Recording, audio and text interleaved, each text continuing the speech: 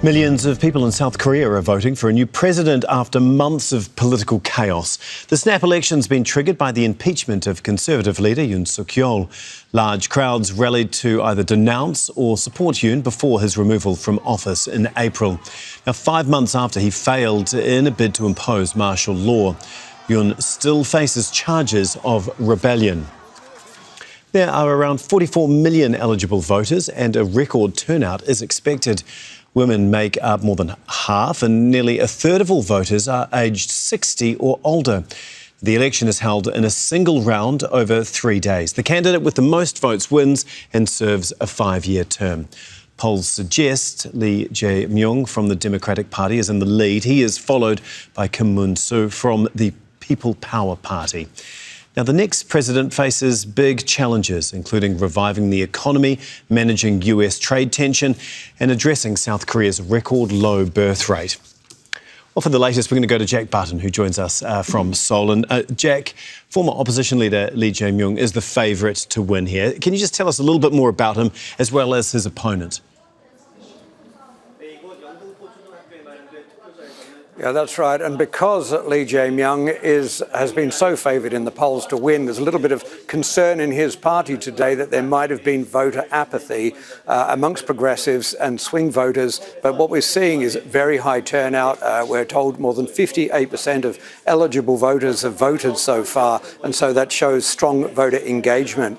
Lee, of course, very interesting background. He's an outlier in that he was raised in poverty and a slum on the edge of Seoul, worked his way through factories, was injured, still partially disabled in a factory accident when he was 13, and worked his way through politics to become the party leader and lost by the narrowest margin in South Korean political history to impeach President Yoon Suk Yeol at the last election. And he is promising to heal the political divide. He used to compare himself to Bernie Sanders, but now he's saying he's a conservative centrist. And if he does win, he would have a strong mandate to roll out major reforms because his party already has a majority of seats in the National Assembly. Trailing him is Kim Moon Soo from impeached President Yoon's People Power Party. The biggest handicap he's got is that he is so closely linked to former President Yoon. And during a National Assembly hearing into martial law, he was the only cabinet member who refused to stand and apologise. But whoever wins, as you mentioned before, they're going to have to face not just healing the nation, but also a contracting economy, tariffs ranging from 25 to 50% from the US, and of course, relations with North Korea, which have grown increasingly sour over the past few months. And Jack, you touched on it there, but can you just remind us again how we got to this point? It's been a really rocky road for South Korea from that declaration of martial law last year to today. Well, former President Yoon Suk Yeol's declaration of martial law was an absolute shock, not just to his nation, but to many in his own party who only found out about it at a hastily assembly meeting just before he declared martial law late in the evening. Some officials involved only found out about it when they were watching him on television. When opposition lawmakers saw it on television, they rushed to the National Assembly, where Yoon had sent soldiers to try and lock down the National Assembly and other areas.